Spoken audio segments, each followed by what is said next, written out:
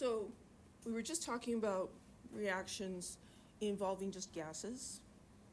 What if we have solids or liquids involved? A lot of reactions have this. The concentration of a solid or a pure liquid doesn't change. The amount of it changes, but the concentration doesn't.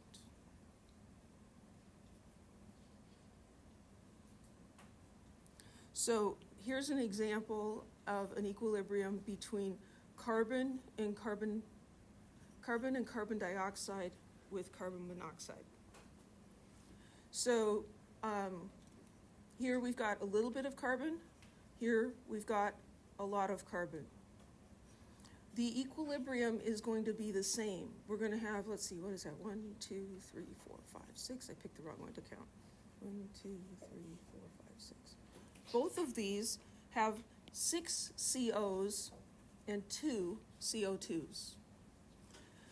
Differing amounts of carbon don't affect that equilibrium because the concentration isn't changing, right? How would you find the concentration of solid carbon?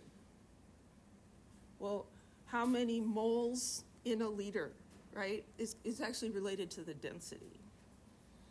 It seems extra ridiculous for a solid, but you can calculate the molarity of water. Water is about 55 moles per liter. But if you have a little bit of water in a cup or a lot of water, the concentration's the same. So the concentrations of pure solids, pure liquids don't change, and so they're not included in the equilibrium expressions. So let's write the equilibrium expression for this guy.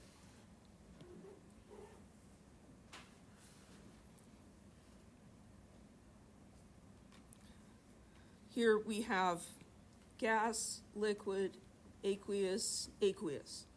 Would we want to use Kp here? No, because not everything is a gas.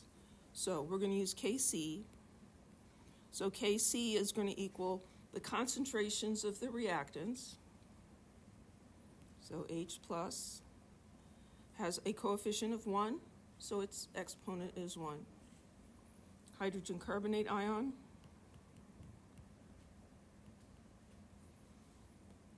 coefficient of 1, exponent of 1, divided by concentration of CO2,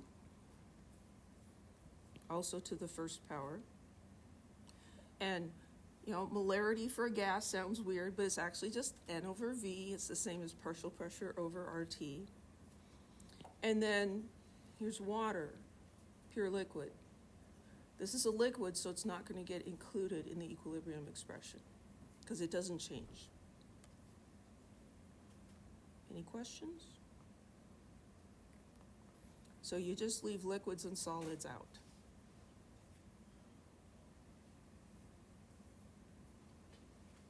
Let's do another one.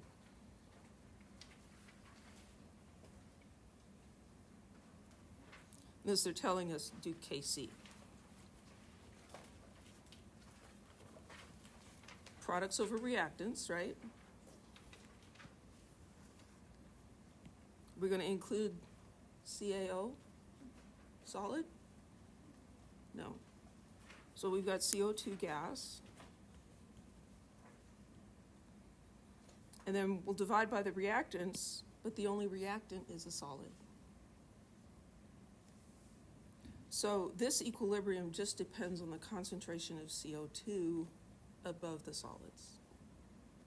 Any questions?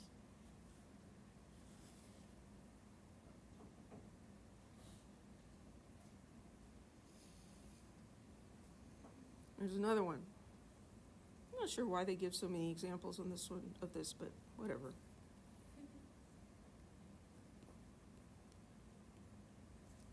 So what's going to be in the numerator? Cl2. What's the exponent? 2. Cl2 squared. We're not going to put the water in there because it's a liquid. And then underneath, HCl to the fourth power, and oxygen to the first power.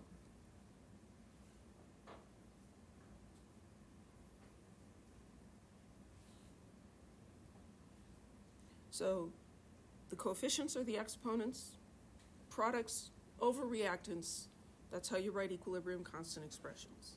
And then the one thing that I will try to trick you with on exam 2 is I'll throw liquids or solids in there.